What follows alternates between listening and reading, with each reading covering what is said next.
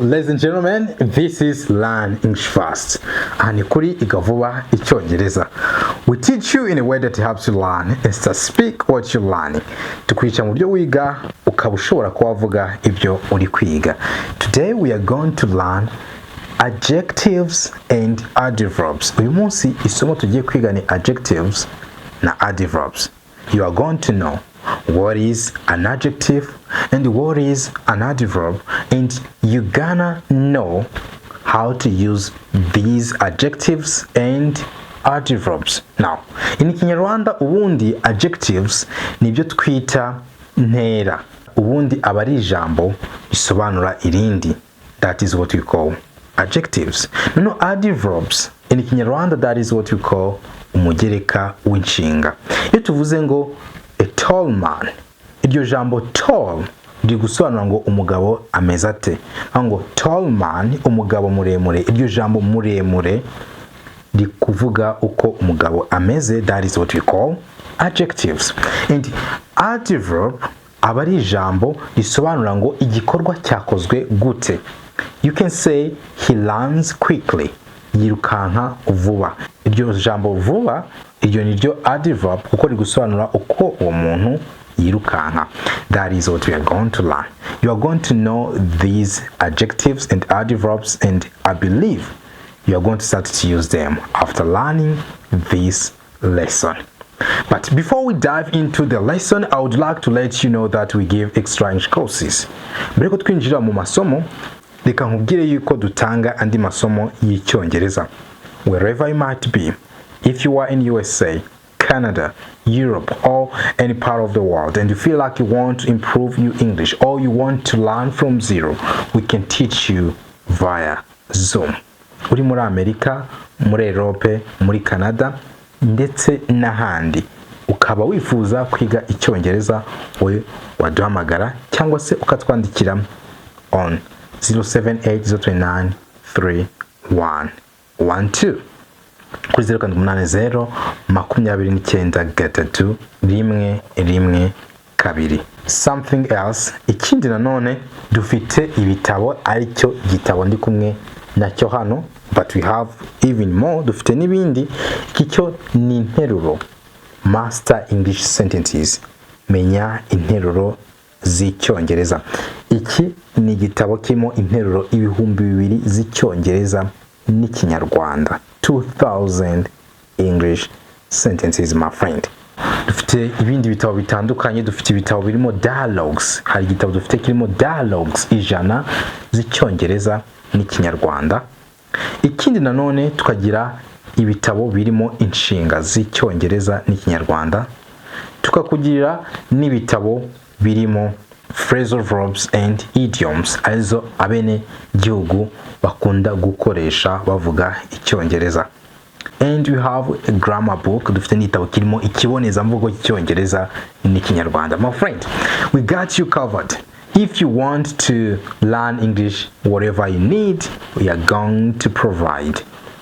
Alright. Ikindi, muri iyi minsi turi gukora application ya green card. Ushaka kugerageza amahirwe yawe yo kuba wajya gukorera no gutura muri Amerika. Wagerageza amahirwe yawe, ntabwo bihenze. Wowe waduhamagara tukaba twakorera application imeze neza cyane. But before we dive into the lesson of today, hari amagambo abiri nshaka kugira ngo musobanurire. Ngiye kugusobanurira ijambo meeting na reunion. Meeting in Kinyarwanda, that is what we call inama. Iyo uri buze kujya mu nama, ibyo tubyita meeting. Hakaba n'icyo twita reunion. Impamvu nshaka gusobanura meeting na reunion aho bitandukanye nuko hari abantu bajya babyitiranya agakoresha reunion mu mwanya wa meeting. No, it's not the same. Bigiye kumera kimwe ariko biratandukanye. Reunion iyo tuyikoresha, dufata urugero mwarangije kwiga. Iyo mwarangije kwiga mugiye gupanga kuzongera guhura, icyo gihe iyo mwabonanye, that is not meeting, ibyo nibyo twita reunion. Okay, that is reunion. Now I think you know the difference between meeting and reunion. Alright, now let's dive into the lesson of today. Hello, I'm Bonach, an English teacher. One of the better ways to help you know English and be able to speak it, bumwe mu buryo bwiza bwo kugufasha kwiga Icyongereza ndetse ukabasha kukivuga is to teach you some of the most used English sentences. Ni ukukwigisha zimwe mu nteruro zikunda gukoreshwa cyane z'Icyongereza. If you learn very well this lesson, niwiga neza iri somo, there is no doubt that you will be adding an amazing break to your English.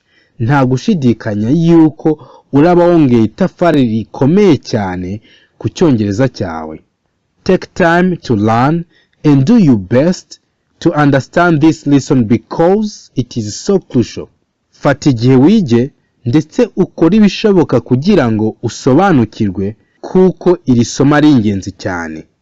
Our services, serivisi zacu, online English courses, dutanga amasomo y'Icyongereza twifashishije uburyo bw'iyakure. Training groups of people, duhugura amatsinda y'abantu bashaka kwiga Icyongereza. Preparing English book to your level, tugutegura igitabo cy'Icyongereza tugendeye ku rwego rwawe. Turamanza tukaganira tukamenya urwego uriho tukagutegurira igitabo. Okay, let's start. Hello, this is teacher Boanergek. Today I'm going to teach you adjectives and adverbs. Uyu munsi ngiye kukwigisha adjectives na adverbs. Reka tumanze twasobanukirwa ngo adjective ni iki. An adjective is a describing word. Ni ijambo riba risobanura. Mu yandi magambo ubundi adjective bisobanura ntera. Bivuga ngo ntera ni ijambo rigenda risobanura irindi cyangwa se noun izina rigasobanura imimerere n'imiterere. That is adjective. It tells you more about a noun. Adjective ibikubwira byinshi ku zina. An adjective usually appears before the noun it describes. Akenshi adjective iza imbere y'izina iri gusobanura. Sometimes though, ariko rimwe na rimwe, the adjective appears after the noun. Adjective ishobora kuza inyuma y'izina iri gusobanura. Cyangwa later in the sentence ikaza nyuma mu nteruro. Ingero za adjectives. Twavuga ngo a busy street, umuhanda uhuze. Iryo jambo uhuze riri kuza riri gusobanura ngo umuhanda umeze ute. Iyo rero ni adjective.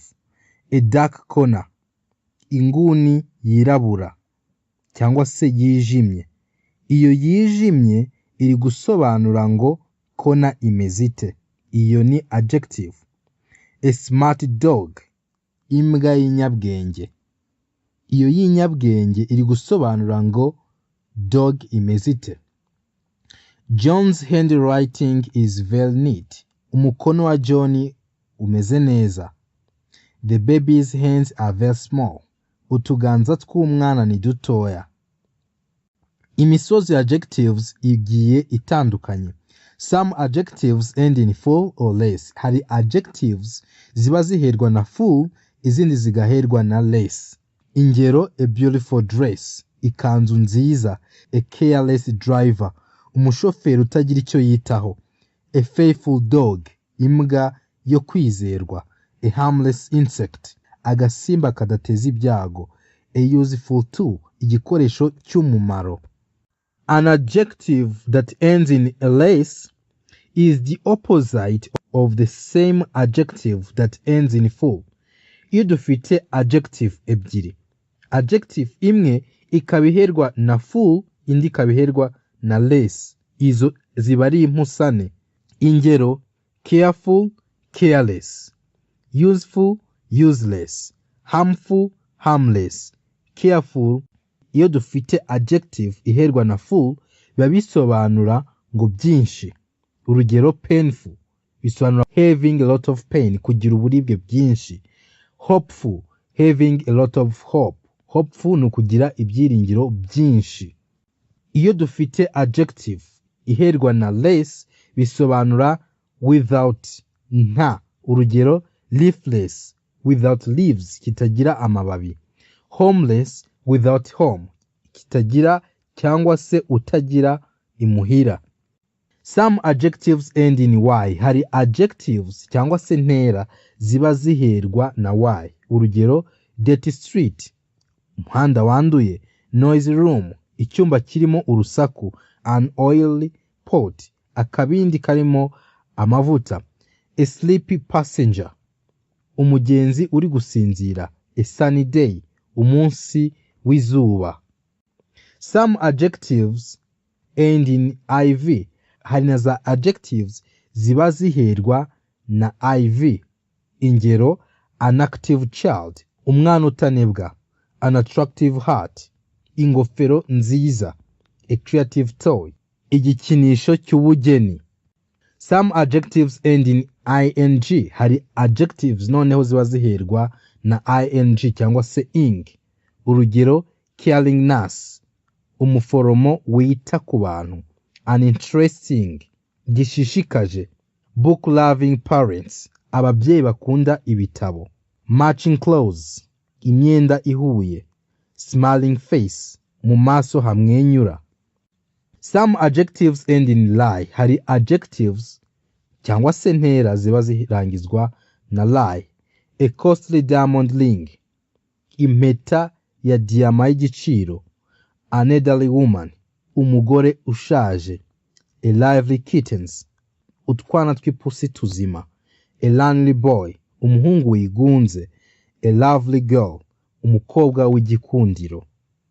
Here are some adjectives with the endings able, all, an, ibo, ish, and aus.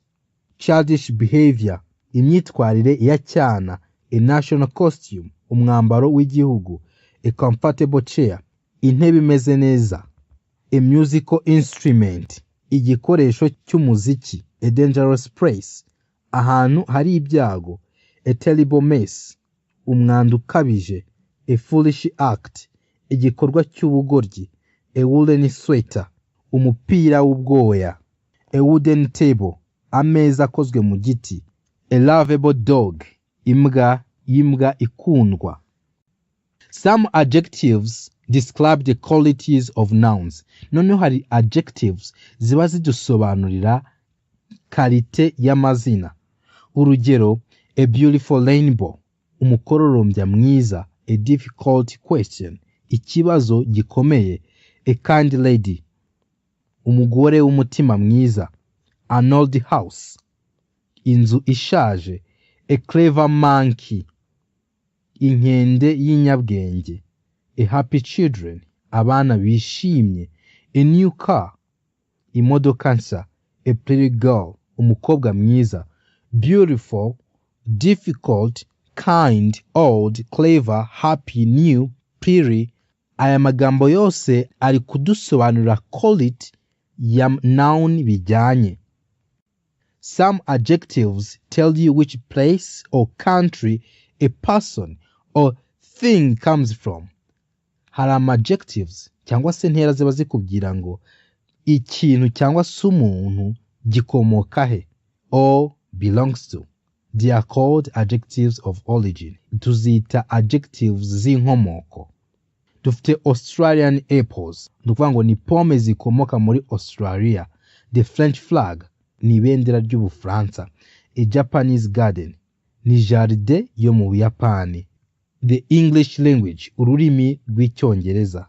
An Italian car, imodoka y'Abataliyani. A Rwandan teacher, umwarimu ukomoka mu Rwanda. A Congolese diamond, diyama yo muri Congo. Some adjectives tell you the color of things. Hari adjectives zikubwira ngo ikintu gifite irihe bara. Urugero, the sea is blue, inyanja ni ubururu. I don't like green apples, sinkunda pome z'icyatsi. Carrots are orange, amakaroti ni orange.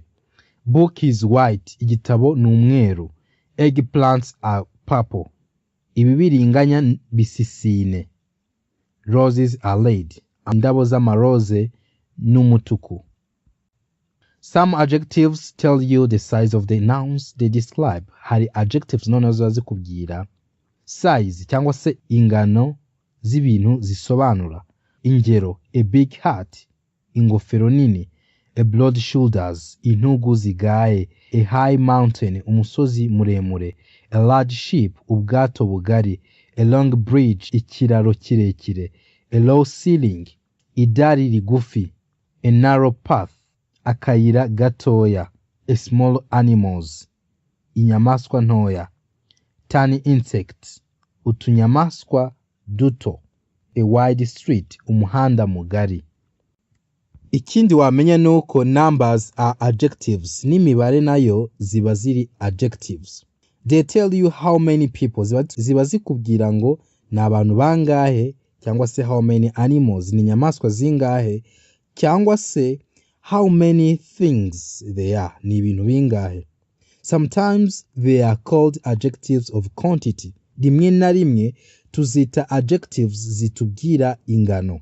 11 hens, inkoko 11, 15 frogs, ibikeri 15, 19 lizards, imiserebanya 19, 12 gills, ibishuhe 12, 16 snails, ibinyamushongo 16, 20 butterflies, ibinyugunyugu 20, 13 birds, inyoni 13, 17 kittens, utubwana tw'injangwe 17, 18 ants, intozi 18. Other adjectives tell you something about quantity. Hari izindi adjectives zikubwira ingano without giving you the exact number, zitagusobanuriye umubare wa nyawo. Urugero tukavuga ngo a little ice cream ntoya, a little rice, umuceri mukeya. Tuvuga ngo mukeya ntabwo biri gusobanura ngo bingana gute, it's not exact number, ngo ni umubare ungana gute wa nyawo. Not many people, atari abantu benshi. Too much salt, umunyu mwinshi. Lots of insects, udusimba twinshi. Plenty of money, amafaranga menshi. Some food, bimwe mu biryo. Comparison of adjectives, turi kugereranya ibintu bibiri twongeraho er. Cheap iba cheaper, cheap ni igihendutse, none iyo kibaye cheaper kiba gihendutse kurushaho. Clear ni kigaragara, clearer kigaragara kurushaho. Loud ni gifite urusaku, louder ni gifite urusaku kurushaho. New, newer, new ni ikintu gishya, old ni ikintu gishaje cyangwa se cyakera, rich ni igikire cyangwa se umukire, short kigufi cyangwa se mugufi, tall kirekire cyangwa muremure. The word than is often used with the comparative adjectives. Dukoresha ijambo than iyo turi kugereranya ibintu bibiri. For example, you might say, urugero ushobora kuba wavuga ngo Jack is taller than John. Jack ni muremure kuruta John. Nakubwiye yuko dukoresha comparative turi kugereranya ibintu bibiri gusa. Niyo mpamvu turavuga ngo Jack is taller than John. Jack ni muremure kuruta John. A sports car is faster than a motorbike. Imodoka ya siporo irihuta kuruta moto. Turi kongeraho ijambo than. Fast ari adjective, tukongeraho er bikaba faster, kuko turi kugereranya ibintu bibiri. Ndi kubisubiramo kugira ngo ubimenye neza. Reka turebe andi magambo n'ingero zayo, none turebe na superlative. Uburyo buri comparative ni igihe twongeyeho er. None biba superlative iyo twongeyeho est, icyo gihe biba byabaye muri superlative. Superlative yikoreshwa ryari? Superlative ni igihe ugiye kugereranya ibintu birenze noneho bibiri. Iyo bibaye bitatu, ikintu kimwe uri kukigereranya n'ibintu bitatu, icyo gihe biba byabaye superlative. Cyangwa se ikintu kimwe ukigereranya n'ibintu 10, 20, 100, miliyoni, miliyari, trillion n'ibindi bintu byinshi cyane, icyo gihe dukoresha superlative. Reka nkwe nk'urugero, mvuze ngo Jesus is the best, Yesu ngo ni uwa mbere, ni ukuvuga ngo Yesu namugereranyije n'abandi bantu bose basigaye. Icyo gihe niyo mpamvu nakoresheje superlative, ni ukuvuga ngo ndi kumugereranya n'ibintu byinshi cyane cyangwa se abantu benshi cyane.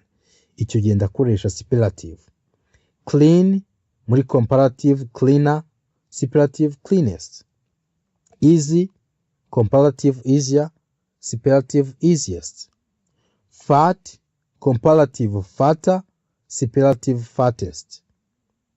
Hot, hotter, hottest. Thin, thinner, thinnest. Wet, wetter, wettest. Heavy, heavier, heaviest. This is how we do it. Uku niko tubikora. Muri comparative reka mbigusubiremo, nakubwiye yuko dukoresha er tukongeraho than. Muri superlative noneho than ntabwo ibamo, ariko icyo dukora twongeraho the. Igihe cyose muri superlative ushiraho the. Niyo mpamvu kare nakubwiye ngo Jesus is the best, nkavuga ngo Yesu ni uwa mbere, simvuge ngo Jesus is best, ahubwo nkavuga the best. Okay, hano navuga ngo Mount Everest is the highest mountain in the world. Umusozi Everest niwo musozi muremure kuruta indi misozi yose iri mu isi. Uri kumva yuko ndi gukoresha the highest, the ndi kuyizanamo. Peter is the tallest boy in his class. Peter niwe muhungu muremure mu shuri rye. Kumva ndi gukoresha the tallest, the iri kuza kuko ndi kugereranya umuntu umwe n'abantu benshi cyangwa se abantu barenze babiri. Iyo dufite adjective, iyo adjective ikabiherwa na i, icyo gihe muri comparative twongeraho ara gusa, bikaba icyo gihe muri comparative twongeraho ara gusa. Muri superlative twongeraho st. Urugero twavuga ngo close byaba closer, superlative ikaba closest. Close ni bugufi. Large iherwa na i, nayo twavuga larger muri comparative. Muri superlative twavuga ngo largest. Kumva muri comparative twongeyeho ara, muri superlative twongeraho st. Large ni kigari. Safe ni igifite umutekano, safer, safest. Wide ni cyagutse, wider, widest. Igihe noneho comparative yacu irangizwa na consonant, icyo gihe muri comparative ya consonant turongera tukayandika cyangwa se tukandika mu buryo buri double, tukabona tukongeraho er. Big yaba bigger. Superlative nayo twabikora gutyo, turadubura cyangwa se tuyikorera double, twarangiza tukongeraho st. Ariyo mpamvu turagira big, bigger, g twanditse kabiri, biggest, dim, dimmer, dimmest, mad, madder, maddest, sad, sadder, saddest. Big ni kinini, dim ni igihe hari urumuri rukeya, mad nurakaye, sad nawe nurakaye.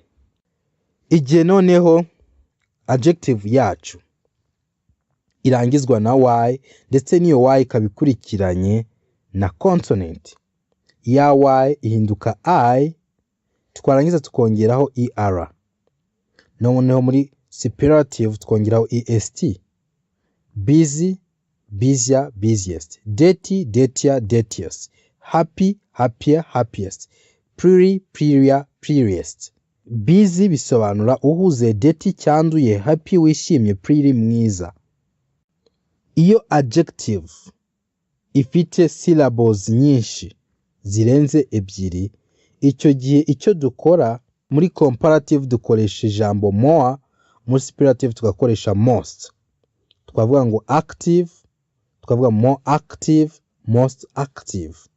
Charming, more charming, most charming. Cheerful, more cheerful, most cheerful. Comfortable, more comfortable, most comfortable. Delicious, more delicious, most delicious. Charming ni uburanga, cheerful wishimye, comfortable utekanye cyangwa se gitekanye, delicious ni kiryoshye. Tugira adjectives noneho ziri irregular, zidakurikiza amategeko, noneho izizo uzikora uko zimeze, nta kindi kintu wazihinduraho, urazimenya. Amategeko twabonye muri comparative ni er, muri superlative est. N'andi mategeko twagiye tureba, hari izidakurikiza ayo mategeko arizo tugiye kureba. Good hinduka better, superlative ikaba best. Little, less, least. bad, worse, worst, many, more, most, much, more, most. Reka dukomeze tureba adverbs. Adverbs izo are words that tell you more about verbs. Ni amagambo akubwira byinshi ku nshinga. Wibuke, adjective zikubwira byinshi kuri noun. Adverbs izo zikubwira byinshi kuri verb. Noneho ikindi, adverb ishobora no kukubwira byinshi kuri adjective cyangwa se ikakubwira andi makuru ku yindi adverb. Many adverbs end in lie. Adverbs nyinshi ziherwa na lie. You make these adverbs by adding lie to adjectives. Ukora izi adverbs wongeyeho lie kuri adjectives cyangwa se kuri ntera. Yes. Reka turebe ingero. She writes neatly. Yandika neza. Iyi neza isobanura uko icyo gikorwa cyo kwandika. The cars were moving slowly. Imodoka zagendaga buhoro. Buhoro ariyo slowly iri gusobanura uko igikorwa cyakorwagamo. We waited patiently to see the doctor. Twategereje twihanganye kugira ngo tubonane na muganga. Patiently rero irasobanura uko twakoze icyo gikorwa. They waved goodbye sadly. Badusezeye, badupepeye bavuga ngo murabeho bababaye. Sadly bababaye irasobanura ngo icyo gikorwa cyo kudupepera cyakozwe gute.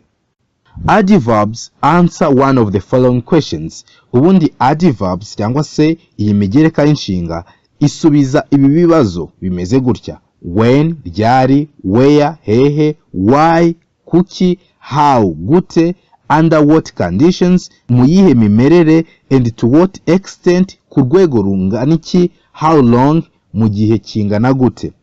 Adverbs ni ibisubizo iba isubiza. Types of adverbs. Tugiye kureba ubwoko butandukanye bwa adverbs. We have adverbs of manner, adverbs zitubwira uburyo ikintu gikorwamo, adverbs of degree, adverbs zitubwira ingano, adverbs of praise, adverbs zitubwira ahantu, adverbs of frequency, adverbs ziba zitubwira inshuro ikintu kibamo, adverbs of time, adverbs z'igihe, adverbs of duration, adverbs zitubwira igihe ikintu kimara, adverbs of emphasis, adverbs zishimangira. Tugiye guhera kuri adverbs of frequency. Adverbs of frequency describe how often something happens. Adverbs of frequency ziba zisobanura inshuro ikintu kibaho. Is placed before the verbs except verb to be. Zishyirwa imbere y'inshinga keretse igihe dufite inshinga kuba. Dufitemo always, usually, frequently, generally, never, hardly, ever, normally, regularly, seldom, sometimes. An adverb of frequency answers the question how often. Adverbs of frequency ziba zidusobanurira inshuro ikintu kibaho. Ingero: Kate practices the piano regularly. Ni ukuvuga ngo regularly iri gusobanura inshuro Kate akora imyitozo yo gucuranga piano. Urugero rwa kabiri: The children always go to school on the bus. Abana buri munsi bajya ku ishuri bajyanywe na bisi. Always iri kudusobanurira ngo icyo gikorwa bagikora kangahe. I will never make that mistake again. Sinzigera nongera gukora iryo kosa. Never iri kutubwira yuko nta na rimwe icyo kintu kizongera kubaho. We've been to Disneyland twice. Twageze ku butaka bwa Disney inshuro ebyiri. Twice iri kudusobanurira ngo twahageze inshuro zingahe. The shops are often very busy. Amaduka akunda kuba arimo abantu benshi. Often iri kudusobanurira ngo igikorwa kimeze gute. Wibuke ko nakubwiye yuko adverbs of frequency zijya imbere y'inshinga keretse kuri verb to be. Niyo mpamvu twavuze ngo the shops are often very busy. Often ikaza inyuma ya verb to be are. Tugiye gutandukanya adverbs of frequency rimwe na rimwe dukoresha tutazi ngo zikoreshwa gute. Always. Always igihe tuyikoresha tuba tuvuze buri munsi ariko ari 100%. Urugero: we always do the same things. Igihe cyose dukora ibintu bimwe. ni ukuvuga ngo hadasibye umunsi n'umwe dukora ibintu bimwe, that is 100%. Tugeze kuri usually. Usual na always mu kinyarwanda biba bimeze kimwe, ariko mu cyongereza igihe wayikoresheje biba bitandukanye. Igihe twakoresheje always ni 100%, usually ni 90%. Urugero, they usually eat almost at 9. Buri gihe barya hafi mu masaha 3. Tugeze kuri normally. Normally yo ibivuze ngo mu buryo busanzwe. Urugero, we normally visit them at the end of the month. Iravuze mu buryo busanzwe cyangwa se ushobora no kuyikoresha nka usually. Urugero, we normally visit them at the end of the month. Mu buryo busanzwe tubasura ukwezi kurangiye. Often iyo ivuze 70%. Urugero, I often talk to my children in the weekend. Nkunda kuvugana n'abana banjye muri weekend. Sometimes iyo tuyikoresha tuvuga 50%. Urugero, we sometimes eat in the restaurant. Dukunda kurya muri restaurant. Occasionally ikoreshwa ivuga 30%. Urugero, they occasionally bring the surprises.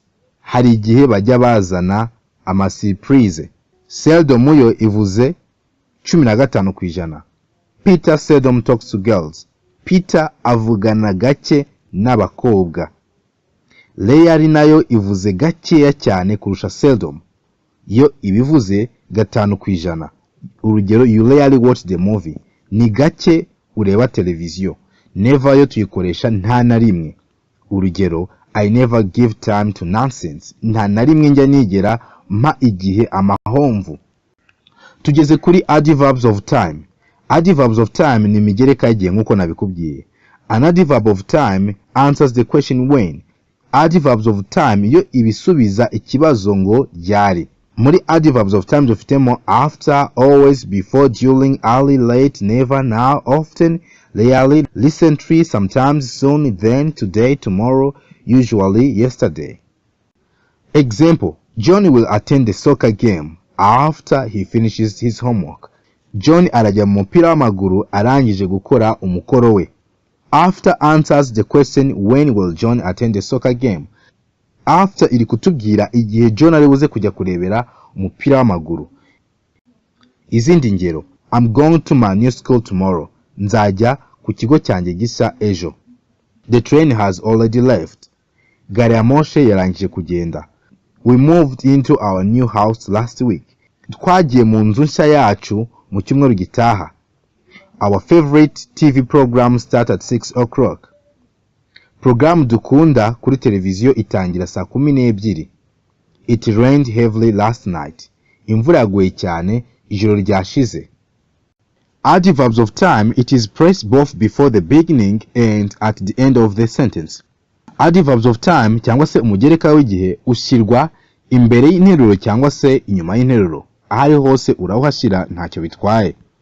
Tugeze kuri adverbs of manner.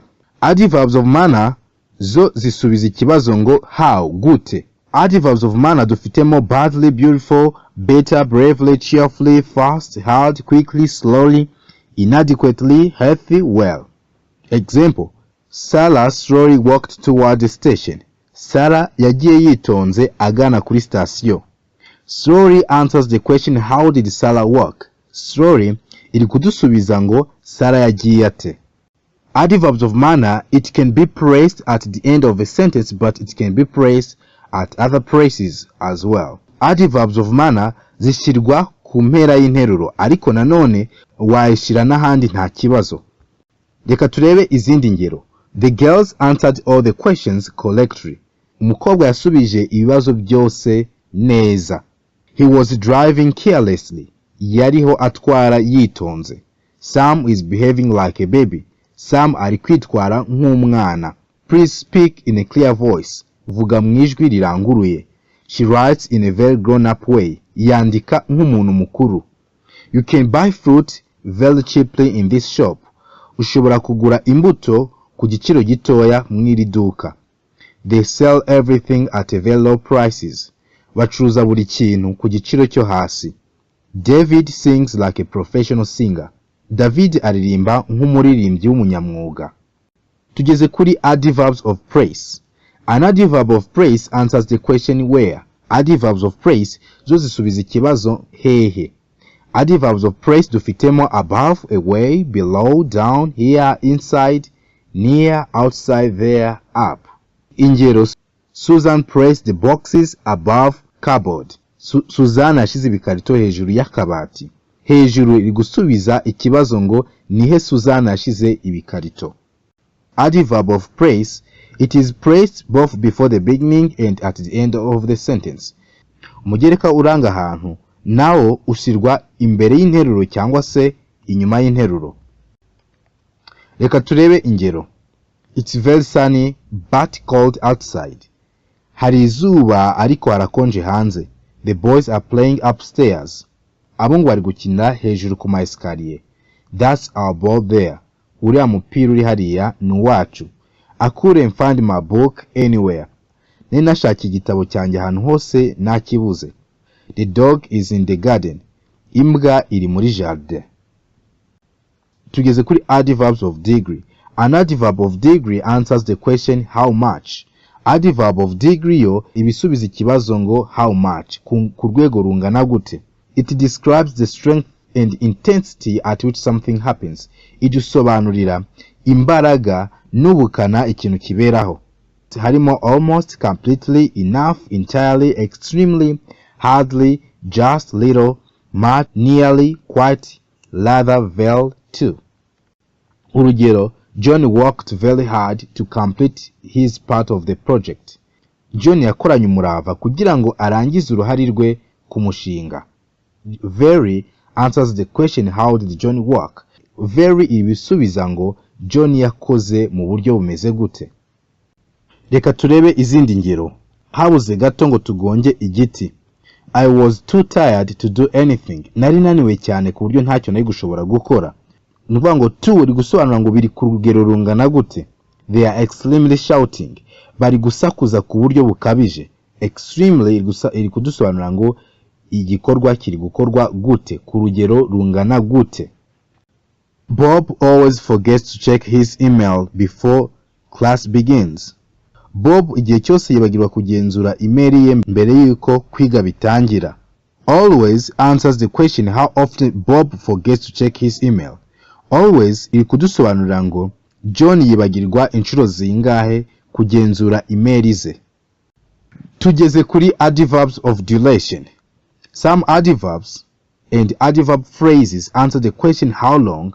They are called adverbs of duration.